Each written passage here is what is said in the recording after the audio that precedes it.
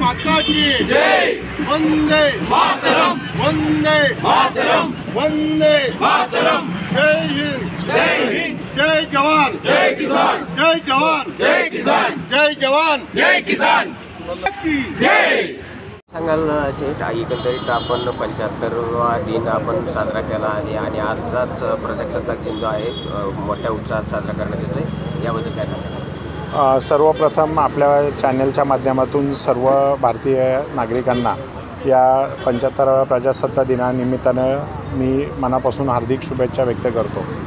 आपण जर पाहिलं की देशाला स्वातंत्र्य मिळून 75 वर्ष झालं आणि या 75 अमृत महोत्सवाच्या काळामध्ये भारत देश ज्या पद्धतीने प्रगती करत आहे, मागचे 50 वर्ष आणि आत्ताचे 25 वर्ष आणि येणारे पुढचे 25 वर्ष असे टप्पे जर आपण पाहिले तर मागच्या 50 वर्षामध्ये जी प्रगती केली त्याच्या दुप्पट प्रगती ह्या 25 वर्षामध्ये झाली आणि त्याच्या दुप्पट येणाऱ्या 25 वर्षामध्ये करायची आहे। आणि ही सगळी आपली ही जबाबदारी कुठल्याही एका राजकीय पक्षाची नसून सर्व भारतीयांची असणार आहे। आणि सर्व भारतीयांनी आपला शतकोत्तर स्वातंत्र्य उत्सव साजरा करत असताना भारत देश हा महासत्ता कसा बनेल असंच प्रत्येक नागरिकांनी ठरवलं पाहिजे आणि आपलं हे जे काही सार्वभौमत्व आहे, स्वातंत्र्य आहे, असं अबाधित आणि अखंडित शतकोनशतको वर्षानुवर्ष टिकून ठेवण्याची जबाबदारी सर्व आपले भारतीय नागरिकांची आहे। तरी सर्व भारतीय नागरिकांना या मनापासून शुभेच्छा व्यक्त करतो आणि आपलं हे स्वातंत्र्य असंच अबाधित राहो